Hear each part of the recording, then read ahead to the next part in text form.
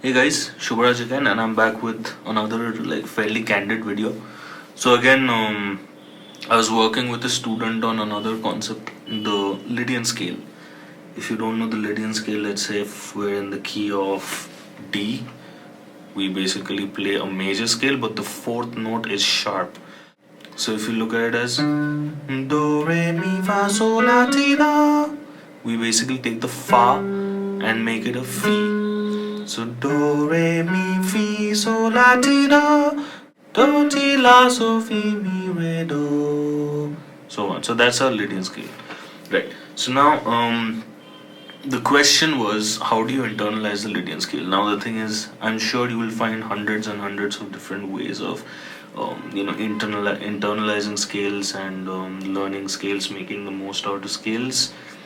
But at least for me, what most of my teachers had taught me and what really worked for me the most is really just playing around with it. Do the hard work of understanding this particular scale, the geometry of the scale on your instrument. It doesn't matter what instrument you play. Understand the scale, understand that it's essentially a major scale but with a sharp 4, right? You can start by just learning it in 2 octaves.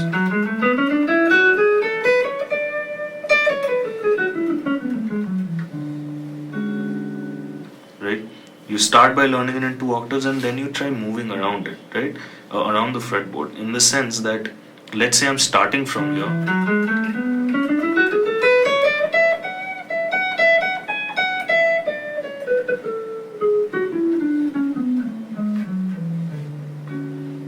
So I started here, but I ended here. And it also really helps if you, let's say, you land on the 1 chord when you're starting, or like before starting, you play the 1 chord. Let's say I play D major 7 is basically the 1 chord in Lydian, and your available tensions are 9, sharp 11, and 13. So you play any major 7 chord with 9, a sharp 11, or a 13, where let's say I have the 13 on top, or any combination of that. Like let's say I want to play a major 6 with a sharp 11. It also really helps to just land on different versions of these chords. Like let's say I start with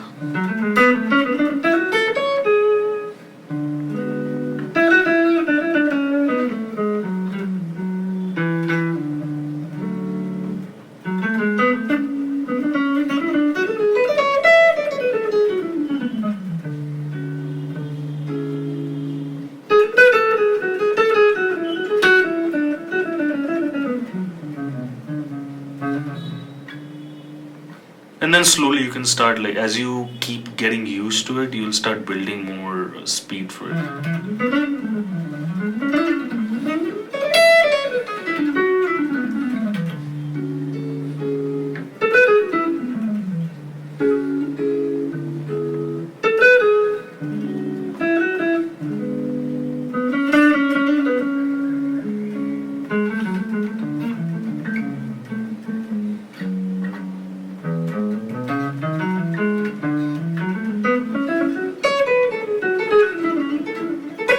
You can try string skipping it. Let's say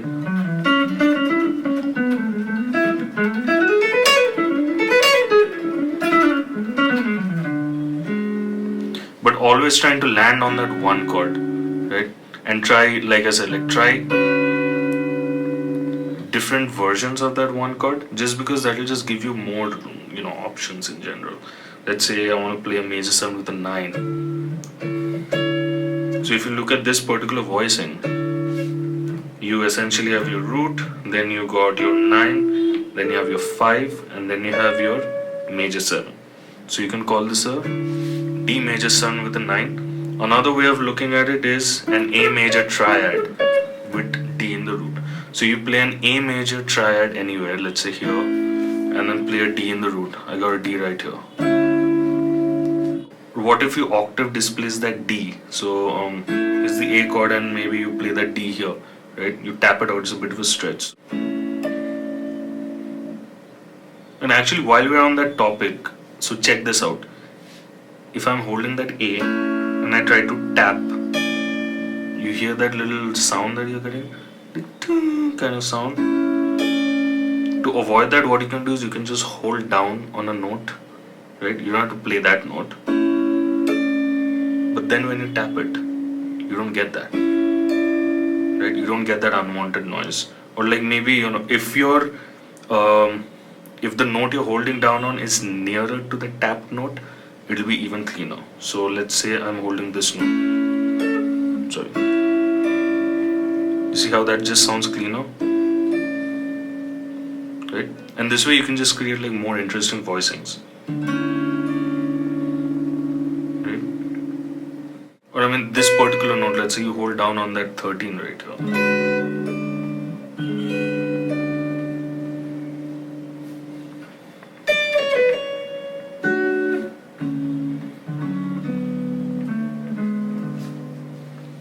Now, next thing you can always do to internalize it further is play around with the voicings and your melodies and like make them sound like they're one thing. What I mean by that is, let's say my melody is something around the lines of, right? What if I do it in something like,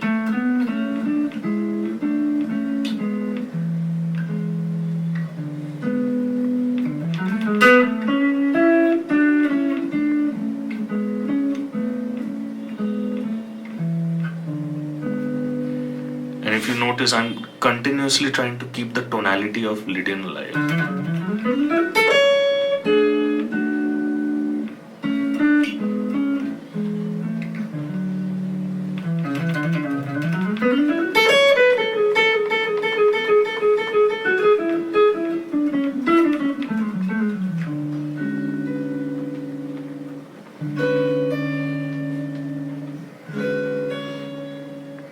So here's another cool thing, you can always play a chord and then tap out one of the chord tones.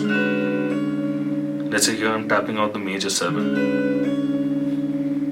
Well, let's say I want to tap out the 9. That's a pretty nice little interval, right? So the 6 to the 9. Oops. So again, you heard that?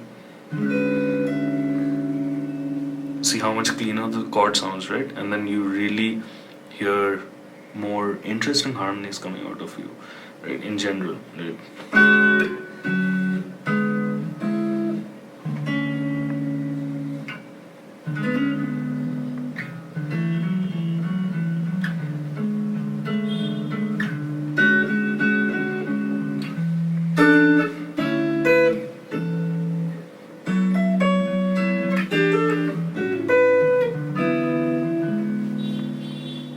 There, that was slightly out of key. That was basically just a major 2-5, which can arguably work here. All you have to think of is just like slightly change your thought process in the sense that a major 2-5-1 doesn't necessarily have to be 2-5 and then on 1 major 7, right? So you don't have to necessarily think of that 1 as Ionian. You can think of that 1 as Lydian. All you have to do is just emphasize that in some way. Let's say 2-5 and then I play major 7 with a 9 and sharp 11. So that's my 9, that's my sharp 11, my actually that's major 9, sharp 11, 13. So 9, sharp 11, 6 or 13, right? Or you could also again play 2-5-1 and then make sure that your melody outlines Lydian, like something like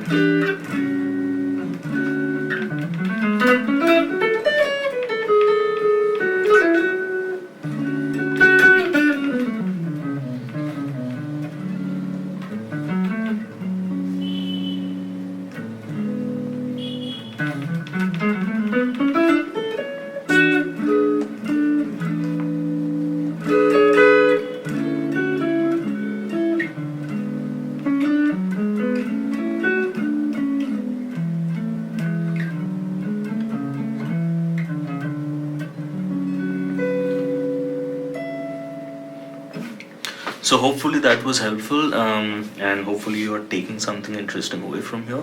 So yeah, the one thing you can never run away from is not practicing and not spending enough time with your scale, chords, etc. So if you want to get better, that's a number one. Rest of it, of course, I'm here for tips. Comment down below if you like what you heard, and please share the video. Please subscribe to your channel as well. That really helps me and the channel, and it doesn't cost you any money to do that. And if you want to take private lessons, you know what to do. If you watched any previous video of mine, my details are below in the description. I'll put it on the screen as well. You can call or WhatsApp me, and I'll give you all the details, and we'll learn music. So yeah, thank you for watching. I'll see you in the next video. Bye.